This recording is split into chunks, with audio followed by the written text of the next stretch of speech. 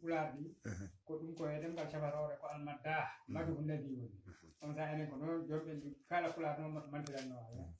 a o Allah addi e aduna jangde e golle ndewa baba adama aawi e hoddiro Allah jaɓa ɓaleɓe e woɗeɓe ɓurdani to Allah taga caliɗo fof yeddi gonga majjino jangtora daɗo jangu ñimna golle maɗe e lappina ɗala famɗinde ɗe dokke jommen rokkima heltama hono ɗe kulle mawɗe ɗe coggata faggorɗe ndena jawdi ma wona ngurama gandal woni jawdi laaɓal ɗakku ko mballora haajuji maɗa e yimɓe ma kala keɗena immo wakkilo jangu paama gandina jamnata ñiiɓa e leydi gandal naftora kawral woni sembe baawal wadde ko paaleɗa laabreedu ɗaɓɓa beldal yimɓe e leydi ma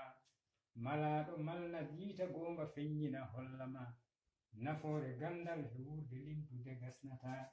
ñemtinɗo gandal wittu golle balle e amata ngakkandi dokkal Allah ngal e aadino timmina o diine jebbilo tanto jommen dandama poolago na jokkowo en dam suuduma rew Allah ndena diine makko ɓe koolina serdaka leñol ma gendi e maadima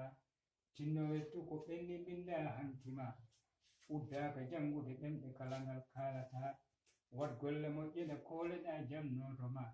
yid jangde jiita peeje nafɗe wurde ma ƴeew yakoraɓe e jangde koola gardina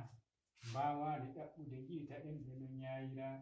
nden jumre kaalen no hooko majjere suddira jawen falade ko ñayta ɗemgal dokkeɗa gawen nafoore coñen manore nde sarataɗe balde wanna falare jiɓɓiɗiɗe ko neɗɗagu e dow gonga jamtigi e dimagu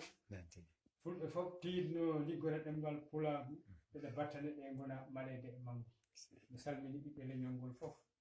salaki fewtinede bisimillah